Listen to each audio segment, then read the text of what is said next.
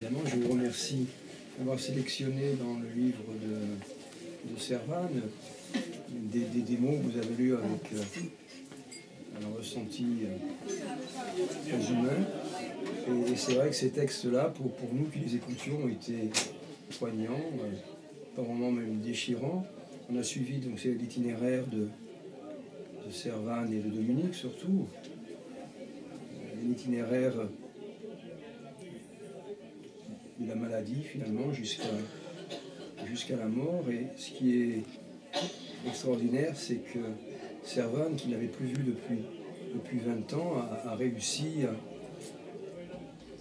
à retrouver en elle suffisamment d'énergie et de force pour être là, présente et l'accompagner jusqu'à la fin de sa vie, avec beaucoup d'amour, parce que ça c'est exact, et elle lui a en même temps apporté son énergie et une envie de vivre finalement et de prolonger les derniers moments de façon très intense et certainement pour lui très très réconfortante.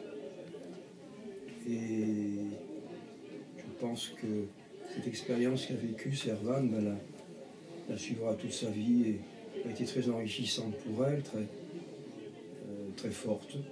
Et je pense que ça la suivra toute sa vie. D'ailleurs, elle le dit dans son livre, hein, que finalement pour elle, ça durera toujours. C'est un peu jusqu'à l'infini finalement.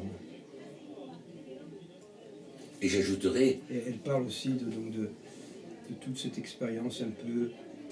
Enfin non, de tout ce que lui a apporté Dominique, sur le plan philosophique, voire même peut-être pas religieux, parce que lui c'est le bouddhisme qui l'intéressait, mais enfin, il lui a ouvert finalement un monde qu'elle ne connaissait pas.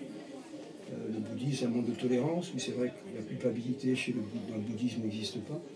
C'est une religion de tolérance, de bienveillance, où on essaie de se réaliser. Et ça, elle l'a entendu, ce message qui lui a passé. C'est vrai que pour elle, c'est ça, maintenant sa vie, ce sera d'accomplir sa vie de façon harmonieuse.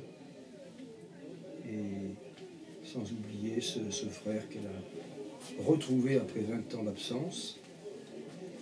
Et je pense que pour elle, ça a été vraiment un moteur extraordinaire et que ça va lui être utile jusqu'à la fin jusqu'à la fin, quoi. Justement, parce que j'ai failli vous couper la parole quand vous disiez utile, vous avez dit enrichissant, enfin, non seulement pour elle, mais étant donné qu'elle a écrit pour d'autres. Oui, c'est vrai que c'est une ouverture. Voilà, c'est ça qui est important.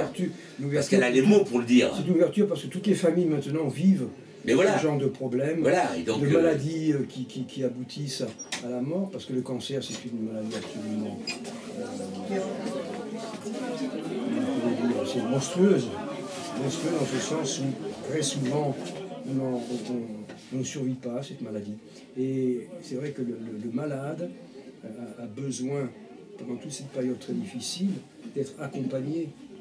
Et elle soulève très bien ce que représente l'accompagnement d'une personne malade, combien la personne malade a besoin d'avoir une présence en permanence auprès d'elle, attentive, et qu'elle a besoin qu'on lui amène justement la vie qui chez elle s'en va. Et ça ne peut être que la personne qui accompagne qui peut lui amener cette vie et lui permettre justement de s'en aller sereinement, quoi. Merci bien.